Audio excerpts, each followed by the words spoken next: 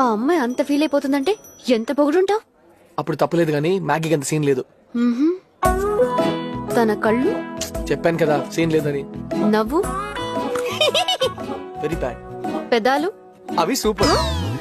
This is the limit. నువ్వే చెప్పావు కదా నిజం చెప్పాలని. అవి అంత బాగుంటే తనతోనే ఊరేగు. నేనెందుకు?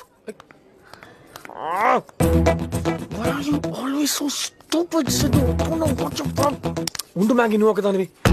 అయ్యో గీత,